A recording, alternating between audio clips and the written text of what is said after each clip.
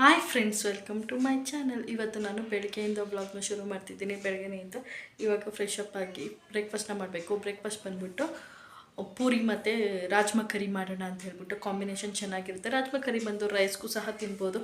ಈ flavoured rice like jeera rice ಹಾಗೆ ಗೀ ರೈಸ್ಗೂ ಸಹ ಆರಾಮ್ಸೆ ತಿನ್ಬೋದು. ವೈಟ್ ರೈಸ್ಗೂ ತಿನ್ಬೋದು. ಚಪಾತಿ, ಪೂರಿ, ದೋಸೆ ಎಲ್ಲದಕ್ಕೂ ಕಾಂಬಿನೇಷನ್ ಸಕ್ಕತ್ತಾಗಿರುತ್ತೆ. ಮಾಡೋದು ತುಂಬಾ ಈಸಿ.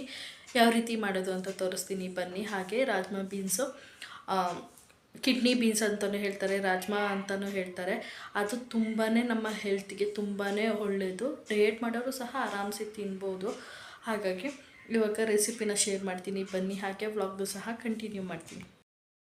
ರಾಜ್ಮಾ ಬೀನ್ಸ್ನ ನೈಟ್ನೇ ಸೋಕ್ ಮಾಡಿ ಇಟ್ಟಿದ್ದೆ. ನೈಟ್ ನೆನೆ ಹಾಕ್ತು ಅಂದರೆ ಬೆಳಗ್ಗೆಗೆ ಮಾಡ್ಕೋಬೋದು. ಇಲ್ಲ ನೀವು ನೈಟ್ ಮಾಡ್ಕೊತೀರ ಅಂದರೆ ಬೆಳಗ್ಗೆನೇ ನೆನೆ ಹಾಕಬೇಕು. ಒಂದು 8 ಅವರ್ಸ್ ಆದರೂ ನೆನಿಬೇಕು.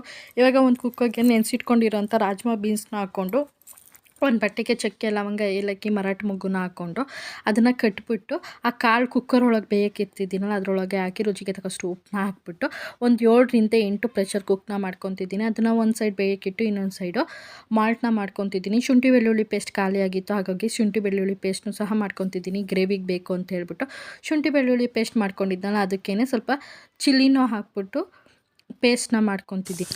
Hi friends, welcome to blame box.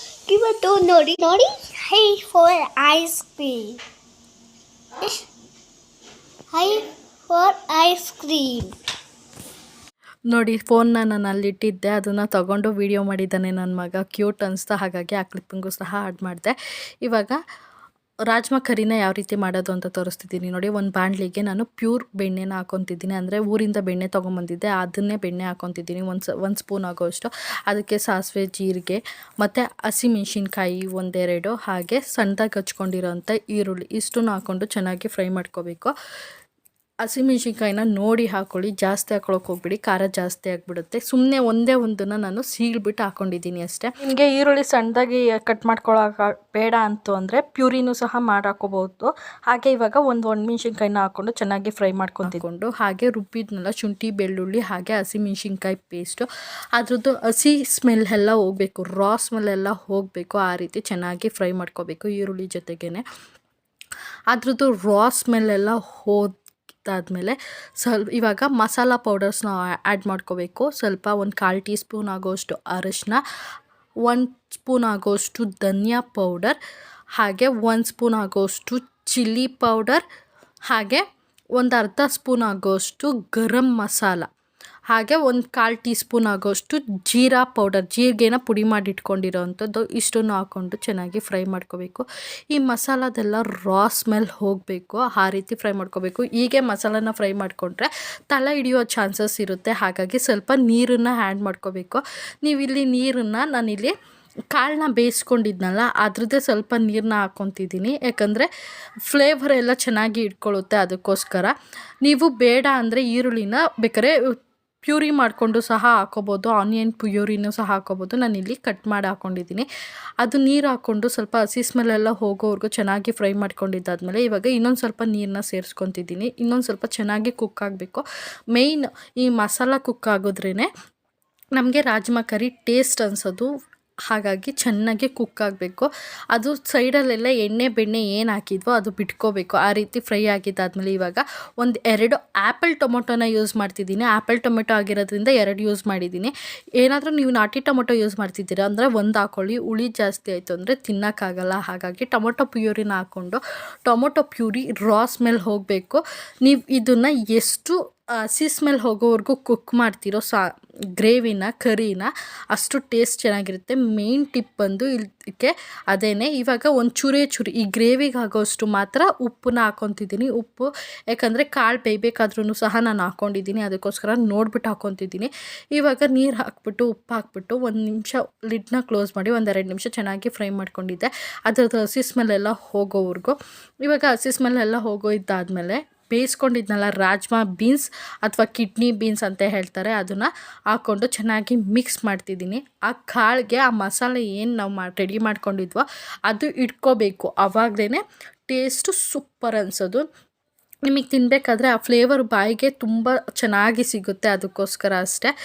ಇವಾಗ ಅದನ್ನು ರಾಜ್ಮಾ ಬೀನ್ಸ್ನ ಹಾಕ್ಬಿಟ್ಟು ಚೆನ್ನಾಗಿ ಮಿಕ್ಸ್ ಮಾಡಿ ಲಿಡ್ನ ಕ್ಲೋಸ್ ಮಾಡಿ ಒಂದು 10 ನಿಮಿಷ ಚೆನ್ನಾಗಿ ಬೇಯಿಸಬೇಕು. ಮೀಡಿಯಮ್ ಫ್ಲೇಮಲ್ಲಿ ಬೇಯಿಸಿ, ಆವಾಗ ಚೆನ್ನಾಗಿ ಕುಕ್ ಆಗುತ್ತೆ, ಮಸಾಲ ಚೆನ್ನಾಗಿ ಆ ರಾಜ್ಮಾಗೆ ಇಟ್ಕೊಳ್ಳುತ್ತೆ. ಅದಕ್ಕೋಸ್ಕರ ಇವಾಗ ಚೆನ್ನಾಗಿ ರಾಜ್ಮಾ ಕುಕ್ ಆಗಿದ್ದಾದಮೇಲೆ ಲಾಸ್ಟ್ಗೆ ಬ್ಯಾಲೆನ್ಸ್, ಯಾಕಂದರೆ ಇದು ರೆಸ್ಟೋರೆಂಟ್ ಸ್ಟೈಲ್ ಮಾಡ್ತಿರೋದ್ರಿಂದ ಉಪ್ಪು ಹುಳಿ ಖಾರ ಎಲ್ಲ ಬ್ಯಾಲೆನ್ಸ್ಡ್ ಆಗೋಕ್ಕೋಸ್ಕರ ಒಂದು 1/4 ಟೀ ಸ್ಪೂನ್ ಆಗೋಷ್ಟು ನಾನಿಲ್ಲಿ ಸಕ್ಕರೆನ ಯೂಸ್ ಮಾಡ್ತಿದ್ದೀನಿ. ಇದು ಆಪ್ಷನಲ್, ನಿಮಗೆ ಬೇಕು ಅಂದರೆ ಹಾಕ್ಕೊಳ್ಳಿ, ಇಲ್ಲಾಂದರೆ ಸ್ಕಿಪ್ ಕೂಡ ಮಾಡ್ಬೋದು. ಹಾಕ್ಕೊಂಡ್ರೆ ರೆಸ್ಟೋರೆಂಟ್ ಸ್ಟೈಲ್ ಟೇಸ್ಟ್ ಕೊಡುತ್ತೆ. ಸಕ್ಕರೆನ ಹಾಕಿದ್ದು ಲಾಸ್ಟ್ಗೆ ಫೈನಲ್ ಟಚಪ್ ಬಂದು ಕೊತ್ತಂಬರಿನ ಹಾಕಿ ಒಂದು ಕುದಿ ಕುದಿಸಿದ್ರೆ ಸೂಪರ್ ಟೇಸ್ಟಿಯಾಗಿರುವಂಥ ರಾಜ್ಮಾ ಕರಿ ರೆಡಿ. ಇದಕ್ಕೆ ಪೂರಿ, ದೋಸೆ, ಚಪಾತಿ ಎಲ್ಲದಕ್ಕೂ ಸೂಪರ್ ಕಾಂಬಿನೇಷನ್. ನಿಮ್ಗೆ ಇದೇನು ಮಾಡೋಕ್ಕಾಗಲಿಲ್ಲ ಅಂದರೆ ಬರೀ ವೈಟ್ ರೈಸಲ್ಲೂ ಸಹ ಆರಾಮ್ಸ ತಿನ್ಬೋದು, ಸಕ್ಕತ್ತಾಗಿರುತ್ತೆ. ನಾನಿಲ್ಲಿ ಪೂರಿನ ಮಾಡ್ಕೊಂಡಿದ್ದೀನಿ ಅದಕ್ಕೆ ಕಾಂಬಿನೇಷನ್ ಆಗಿ. ಈಗ ಪೂರಿ ಎಲ್ಲ ಮಾಡಿದ್ದಾಯಿತು, ಹಾಗೆ ಕರಿನೂ ಸಹ ಮಾಡಿದ್ದಾಯಿತು. ನೋಡಿ, ಒನ್ ಟೈಮಿಗೆ ಬರೀ ಬ್ರೇಕ್ಫಾಸ್ಟು ಎಷ್ಟು ಪಾತ್ರೆ ಬಿದ್ದಿದ್ದಾವೆ ಅಂತ. ಒಂದು ಪಾತ್ರೆ ಇಲ್ದಲೇ ರೀತಿ ತೊಳೆದಿದ್ದೆ, ಬಟ್ ಇವಾಗ ಆಲ್ರೆಡಿ ಒಂದು ಸಿಂಕ್ ತುಂಬ ಆಗಿದೆ. ಇವಾಗ ಪಾತ್ರೆ ತೊಳಿಬೇಕು, ಹಾಗೆ ಬ್ರೇಕ್ಫಾಸ್ಟು ಸಹ ಮಾಡಬೇಕು. ಹಸ್ಬೆಂಡು ಮಗ ಸ್ಕೂಲಿಗೆ ಹೋಗಿದ್ದಾಯಿತು, ಹಸ್ಬೆಂಡ್ ಆಫೀಸಿಗೆ ಹೋಗಿದ್ದಾಯಿತು. ಇನ್ನು ನನ್ನ ಕೆಲಸಗಳು ಶುರು ಆಗೋ ಟೈಮು. ಇವಾಗ ಟೈಮ್ ಬಂದು 10 ಗಂಟೆ. ಇವಾಗ ವಿಡಿಯೋ ಎಡಿಟಿಂಗ್ ಮಾಡೋಂಗಿತ್ತು ಅಂತ ಹೇಳ್ಬಿಟ್ಟು ವಿಡಿಯೋ ಎಡಿಟಿಂಗ್ ಮಾಡ್ಕೊಂಡು ಕೂತ್ಕೊಂಡೆ. ವಿಡಿಯೋ ಅಪ್ಲೋಡ್ ಮಾಡೋದಿತ್ತು ಇವತ್ತು, ಹಾಗಾಗಿ ಮಾಡ್ಕೊಂಡು ಕೂತ್ಕೊಂಡೆ.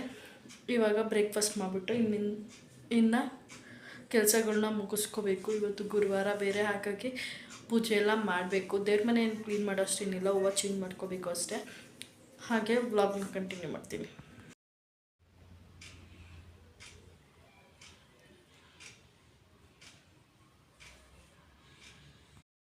ಮತ್ತು ನಾನು ವೀಡಿಯೋನ ಸಂಜೆಯಿಂದ ಕಂಟಿನ್ಯೂ ಮಾಡ್ತಿದ್ದೀನಿ. ಬೆಳಗ್ಗೆಯಿಂದ ನನಗೆ ತಿರ್ಗಾ ವ್ಲಾಗ್ನ ಮಾಡೋಕ್ಕೆ ಆಗಲಿಲ್ಲ. ಬ್ರೇಕ್ಫಾಸ್ಟ್ ಎಲ್ಲ ಮುಗಿಸ್ಕೊಂಡು ಪಾತ್ರೆಗಳೆಲ್ಲ ಬಿದ್ದಿದ್ವಲ್ಲ ಅದನ್ನೆಲ್ಲ ತೊಳ್ಕೊಂಡು ಕಿಚನೆಲ್ಲ ಒಂದ್ಸಲ ಕ್ಲೀನ್ ಮಾಡಿಕೊಂಡು, ಇನ್ನು ವಾರ ಇದ್ದಿದ್ದ ದಿನ ಗೊತ್ತಿರುತ್ತಲ್ಲ, ಕಸ ಗುಡಿಸಿನೆಲ್ಲ ಒರೆಸಿ ದೇವ್ರ ಮನೆ ಕ್ಲೀನ್ ಮಾಡ್ಕೋಬೇಕಿತ್ತು. ದೇವ್ರ ಮನೆ ಏನು ಕ್ಲೀನ್ ಮಾಡ್ಕೊಳ್ಳೋದಿರಲಿಲ್ಲ, ಸುಮ್ಮನೆ ಮುಂದೆಗಡೆ ಕ್ಲೀನ್ ಮಾಡ್ಕೊಳ್ಳೋದಿತ್ತು. ಮಾಡಿಕೊಂಡು ಎಲ್ಲ ಕೆಲಸ ಮುಗಿಸಿ ನಾನು ಫ್ರೆಶಪ್ ಆಗಿ ದೇವ್ರ ಪೂಜೆನೂ ಸಹ ಮಾಡಿದ್ದಾಯಿತು. ಬೆಳಗ್ಗೆ ಮಠಕ್ಕೆ ಹೋಗೋಕ್ಕಾಗಲಿಲ್ಲ, ರಾಯರ ಮಠಕ್ಕೆ. ಹಾಗಾಗಿ ಇವಾಗ ಸಂಜೆ ಹೋಗೋಣ ಅಂತ. ಸಂಜೆ ಆದರೆ ನನ್ನ ಮಗನೂ ಸಹ ಬರ್ತಾನೆ, ಅದಕ್ಕೋಸ್ಕರ ಕರ್ಕೊಂಡು ಹೋಗೋಣ ಅಂತ ಹೇಳ್ಬಿಟ್ಟು ಇವಾಗ ಸಂಜೆ ದೇವ್ರ ಪೂಜೆನ ಮುಗಿಸಿ ಇವಾಗ ರಾಯರ ಮಠಕ್ಕೆ ಹೊರಟಿದ್ದೀವಿ. ಇವಾಗ ರಾಯರ ಮಠಕ್ಕೆ ಹೋಗಬೇಕು. ಪೂಜೆ ಎಲ್ಲ ಆಯಿತು ಮನೆಯದು. ಇವಾಗ ರಾಯರ ಮಠಕ್ಕೆ ಹೋಗಿ ಬರ್ತೀವಿ. ಗುರುವಾರ ಅಂದರೆ ನಾನು ದೇವ್ರ ಪೂಜೆ ಕಂಪಲ್ಸರಿ ಮಾಡೇ ಮಾಡ್ತೀನಿ. ದೇವ್ರ ಮನೆಯೆಲ್ಲ ಕ್ಲೀನ್ ಮಾಡಿಕೊಂಡು ಪೂಜೆನ ಮಾಡ್ತಿದ್ದೀನಿ. ಆದರೆ ಈ ಸಲ ದೇವ್ರ ಮನೆ ಏನು ಕ್ಲೀನ್ ಮಾಡೋ ಅಷ್ಟು ಇರಲಿಲ್ಲ, ಹೂವು ಮಾತ್ರ ಚೇಂಜ್ ಮಾಡ್ಕೊಡೋದಿತ್ತು. ಪೂಜೆ ಮಾಡಿಬಿಟ್ಟು ಮನೇಲಿ ಪೂಜೆ ಮಾಡಿ ಇವಾಗ ರಾಯರ ಮಠಕ್ಕೆ ಬಂದಿದ್ದೀವಿ. ರಾಯರ ಮಠಕ್ಕೆ ಹೋದರೆ ನನಗೇನೋ ಒಂಥರ ಪಾಸಿಟಿವ್ ವೈಬ್ಸ್ ಅಂತಲೇ ಹೇಳ್ಬೋದು. ಇವಾಗ ಮತ್ತು ಸಂಜೆ ಹಸ್ಬೆಂಡ್ ಬಂದಮೇಲೆ ಒಂದು ಬೇಜಾರಾಗ್ತಿತ್ತು ಅಂತ ಹೇಳ್ಬಿಟ್ಟು ಒಂದು ರೌಂಡ್ ಹೊರಗಡೆ ಹೋಗಿ ಬರೋಣ ಅಂತ ಹೇಳಿ ಹಾಗೆ ಸುಮ್ಮನೆ ಒಂದು ಡ್ರೈವ್ ಹೋಗಿ ಬಂದ್ವಿ. ನನ್ನ ಮಗ ಕೇಳ್ತಿದ್ದ, ಅಪ್ಪ ಒಂದು ರೌಂಡ್ ಕರ್ಕೊಂಡೋಗಪ್ಪ ಅಂತ ಹೇಳಿ, ಸರಿ ಆಯಿತು ಹೋಗಿ ಬರೋಣಪ್ಪ ಅಂತ ಹೇಳ್ಬಿಟ್ಟು ಫ್ರೆಶ್ ಆಗಂಗೆ ಅನಿಸುತ್ತೆ, ಅದಕ್ಕೋಸ್ಕರ ಹೋಗಿ ಬಂದ್ವಿ. ನಾನು ಇನ್ನು ಆವತ್ತು ಏನೂ ಅಡುಗೆನೂ ಸಹ ಮಾಡಿರಲಿಲ್ಲ. ಬಂದಿದ್ದ ತಕ್ಷಣವೇ ರೈಸ್ಗೆ ಇಟ್ಬಿಟ್ಟು ರಸಮ್ ಮಾಡೋಣ ಸಿಂಪಲ್ಲಾಗಿ. ಬೆಳಗ್ಗೆ ಎಲ್ಲ ಪೂರಿ ಮತ್ತು ರಾಜ್ಮಾ ಕರಿ ಎಲ್ಲ ಹೆವಿಯಾಗಿ ತಿಂದಿದ್ವಲ್ಲ, ಹಾಗಾಗಿ ನೈಟು ಸ್ವಲ್ಪ ಲೈಟಾಗಿರಲಿ ಅಂತ ಹೇಳ್ಬಿಟ್ಟು ರಸಮ್ ಮಾಡೋಣ ಅಂತ ಹೇಳ್ಬಿಟ್ಟು ಮಾಡ್ತಿದ್ದೆ. ಅಷ್ಟೊತ್ತಿಗೆ ನನ್ನ ಹಸ್ಬೆಂಡು ರಸಮ್ ಮಾಡೋಂಗಿದ್ರೆ ನನಗೆ ಆಮ್ಲೆಟ್ ಮಾಡಿಕೊಡು ಅಂತ ಹೇಳಿದ್ರು. ನಾನು ತಿನ್ನಲ್ಲ ಇವತ್ತು ಗುರುವಾರ ಅಂತ ಹೇಳಿದೆ. ಸರಿ ಆಯಿತು ಬಿಡು, ನೀನು ಮಾಡಬೇಡ, ನಾನೇ ಮಾಡ್ಕೊಂಡು ನಾನೇ ತಿಂತೀನಿ ಅಂತ ಹೇಳಿದ್ರು. ಸರಿ ಆಯಿತು, ನೀವೇ ಮಾಡ್ಕೊಳ್ಳಿ ಅಂತ ಹೇಳಿದೆ. ಇವಾಗ ಒಂದು ಈರುಳ್ಳಿ ಕಟ್ ಮಾಡೋದಕ್ಕೆ ಫುಲ್ ಅವ್ರ ಕಣ್ಣಲ್ಲಿ ಫುಲ್ ನೀರು ಬರ್ತಿದೆ. ಅಂದರೆ ಯಾವಾಗಲೂ ಅವ್ರ ಅಡುಗೆ ಮನೆಗೆ ಬರಲ್ಲ, ತುಂಬ ರೇರೆ. ಒಂದು ಈರುಳ್ಳಿ ಕಟ್ ಮಾಡೋಷ್ಟೊತ್ತಿಗೆ ಫುಲ್ ಅವ್ರ ಕಣ್ಣೀರ ಧಾರೆನೇ ಆಗೋಯಿತು. ವಿಡಿಯೋ ಮಾಡ್ತಿದ್ದೀನಲ್ಲ ಅಂತ ಹೇಳ್ಬಿಟ್ಟು ಅವ್ರ ಎಕ್ಸ್ಪ್ರೆಷನ್ ಆ ರೀತಿ ಕೊಡ್ತಿರೋದು. ಅದಕ್ಕೆ ಅವ್ರಿಗೆ ಹೇಳ್ತಿದ್ದೆ, ನೀವು ಹಿಂಗೆ ಮಾಡ್ತಿತ್ತು ಅಂದರೆ ನಾನು ಹೀಗೇ ಹಾಕ್ತೀನಿ, ಎಡಿಟ್ ಮಾಡಲ್ಲ, ಹಾಗೆ ರಾ ವಿಡಿಯೋನೇ ಹಾಕ್ತೀನಿ ಅಂತ. ಅಷ್ಟೊತ್ತಿಗೆ ನನ್ನ ಮಗನೂ ಬಂದ, ಅಪ್ಪ ನಾನು ಮಾಡ್ತೀನಿ ಅಪ್ಪ, ನಿನಗೆ ಹೆಲ್ಪ್ ಮಾಡ್ತೀನಿ ಅಂತ ಹೇಳ್ಬಿಟ್ಟು ಅವನು ಸಹ ಬಂದ. ಇವಾಗ ಮೊಟ್ಟೆ ಎಲ್ಲ ಬೀಟ್ ಮಾಡ್ಕೊಂಡಿದ್ದಾದ್ಮೇಲೆ ಉಪ್ಪು ಹಾಕೋಕ್ಕೆ ನಾನು ಹಾಕ್ತೀನಿ, ನಾನು ಮಾಡ್ತೀನಿ ಅಂತ ಹೇಳ್ಬಿಟ್ಟು ಬಂದ. ಸರಿ ಆಯಿತು ಅಂದ್ಬಿಟ್ಟು ಅವನಿಗೆ ಉಪ್ಪು ಯಾಕಂದರೆ ಜಾಸ್ತಿ ಹಾಕ್ಬಿಟ್ರೆ ತಿನ್ನೋಕ್ಕಾಗಲ್ಲಲ್ವ, ಅದಕ್ಕೆ ಸ್ವಲ್ಪ ತೊಕ್ಕೊಟ್ಟು ಸ್ವಲ್ಪ ಹಾಕ್ಕೊಂಡಿದ್ದಾಯಿತು. ಇವಾಗ ನನ್ನ ಹಸ್ಬೆಂಡು ನನಗೆ ಆಮ್ಲೆಟ್ ಆಯಿತು, ನಿನಗೆ ಬಜ್ಜಿ ತೊಗೊಂಬರ್ತೀನಿ ಅಂತ ಹೇಳ್ಬಿಟ್ಟು ಬಜ್ಜಿನ ತೊಗೊಂಬಂದರು. ಈ ಸಣ್ಣ ವಿಷಯನೇ ತುಂಬ ಖುಷಿ ಕೊಡೋದು, ಯಾಕಂದರೆ ನಮ್ಮ ಬಗ್ಗೆನೂ ಯೋಚನೆ ಮಾಡ್ತಾರಲ್ಲ ಅನ್ನೋ ಖುಷಿ ಇರುತ್ತೆ. ಇವಾಗ ಆಮ್ಲೆಟು ಮಾಡ್ತಿದ್ದಾರೆ. ಹಾಗೆ ನನ್ನ ಹಸ್ಬೆಂಡ್ ಸಿಂಗಿಂಗ್ ಸ್ಕಿಲ್ಸ್ ನೋಡಿ ವಿಡಿಯೋ ಮಾಡ್ತಿದ್ದೀನಿ ಅಂತ ಎಷ್ಟೆಲ್ಲ ಚೇಷ್ಟೆ ಮಾಡ್ತಿದ್ದಾರೆ.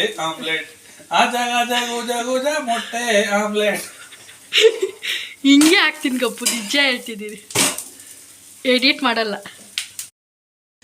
ಇವಾಗ ಊಟ ಎಲ್ಲ ಆಯಿತು. ಊಟ ಬಂದ್ಬಿಟ್ಟು ಸಿಂಪಲ್ಲಾಗಿ ಅನ್ನ ರಸಮ್ನ ಮಾಡಿದ್ದೆ. ಯಾಕಂದರೆ ಬೆಳಗ್ಗೆ ಹೆವಿ ತಿಂದಿದ್ವಲ್ಲ, ಅಂದರೆ ಪೂರಿ ಮತ್ತು ರಾಜ್ಮಾ ಕರಿ ತಿಂದಿದ್ವಲ್ಲ, ಹಾಗಾಗಿ ನೈಟ್ ಟೈಮ್ ಲೈಟಾಗಿ ತಿನ್ನೋಣ ಅಂತ ಹೇಳ್ಬಿಟ್ಟು ಅನ್ನ ರಸಮ್ನ ಮಾಡಿದ್ದೆ. ಹಾಗಾಗಿ ನೆಂಚಿಕೆಗೆ ಬಜ್ಜಿ ತೊಗೊಂಬಂದಿದ್ವಿ ಹೊರ್ಗಡೆಯಿಂದನೇ. ಇವತ್ತು ಗುರುವಾರ ಆಗಿರೋದ್ರಿಂದ ನಾನು ಎಗ್ಗು ನಾನ್ ವೆಜ್ ಏನೂ ತಿನ್ನಲ್ಲ. ಅದಕ್ಕೋಸ್ಕರ ನನ್ನ ಹಸ್ಬೆಂಡ್ ನಾನು ಆಮ್ಲೆಟ್ ಮಾಡಿಕೊಡು ಅಂತ ನನ್ನನ್ನು ಕೇಳಿದ್ರು. ಇಲ್ಲ ನೀವೇ ಮಾಡ್ಕೊಳ್ಳಿ ಅಂತ ಹೇಳಿದೆ. ಸರಿ ಆಯಿತು, ನಾನು ಆಮ್ಲೆಟ್ ಮಾಡ್ಕೊತೀನಿ, ನೀನು ಏನು ಇದ್ರಲ್ಲಿ ತಿಂತೀಯ ಅಂದರು. ಸರಿ ಬಜ್ಜಿ ತೊಗೊಂಬರೋಣ ಬಾ ಅಂತ ಹೇಳ್ಬಿಟ್ಟು ಬಜ್ಜಿ ತೊಗೊಂಬಂದಿದ್ವಿ ನನಗೆ ಅಂತ ಹೇಳಿ. ನನ್ನ ಹಸ್ಬೆಂಡು ಆಮ್ಲೆಟ್ನ ಮಾಡ್ಕೊಂಡಿದ್ರು, ಅವರೇ ಮಾಡ್ಕೊಂಡ್ರು ಪಾಪ. ಅದನ್ನೇ ಊಟ ಎಲ್ಲ ಮಾಡಿದ್ದಾಯಿತು. ಊಟ ನಾವು ನೈಟ್ ಟೈಮ್ ಆಲ್ಮೋಸ್ಟ್ ಎಲ್ಲ ಜೊತೆಗೆ, ನಾನು ನನ್ನ ಮಗ ನನ್ನ ಹಸ್ಬೆಂಡ್ 3 ಜನನು ಜೊತೆಗೆ ಕೂತ್ಕೊಂಡು ತಿಂತೀವಿ. ಯಾಕಂದರೆ ಅದು ಒಂದೇ ಟೈಮೇ ಫ್ಯಾಮಿಲಿ ಜೊತೆ ಕೂತ್ಕೊಂಡು ಊಟ ಮಾಡೋಕ್ಕಾಗೋದು. ಅದಕ್ಕೋಸ್ಕರ ಊಟ ಎಲ್ಲ ಆಯಿತು. ಇನ್ನು ಪಾತ್ರೆ ತೊಳಿಬೇಕು. ಇವಾಗ ಟೈಮ್ ಬಂದು 8:45. ಅಲ್ಲೇ ಊಟ ಆಗಿ ಒಂದು ಹಾಫ್ ಆನ್ ಅವರ್ ಆಯಿತು ಅಂದ್ಕೊತೀನಿ. 8:15 ಎಲ್ಲ ಊಟ ಆಗಿತ್ತು. ಊಟ ಎಲ್ಲ ಆಯಿತು. ಇವಾಗ ಪಾತ್ರೆ ತೊಳಿಬೇಕು. ಹಾಗೆ ಇವಾಗ ಟಿ ವಿ ಟೈಮು.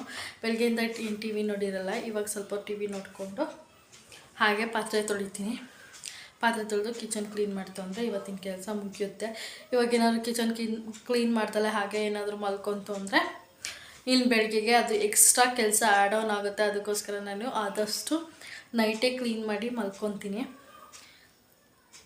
ಹಾಗೆ ಇವತ್ತಿನ ವೀಡಿಯೋನ ನಾನು ಇಲ್ಲಿಗೆ ಎಂಡ್ ಮಾಡ್ತಿದ್ದೀನಿ. ಇವತ್ತಿಂದು ಒಂದು ಸಿಂಪಲ್ ವ್ಲಾಗ್ ಅಂತಲೇ ಹೇಳ್ತೀನಿ.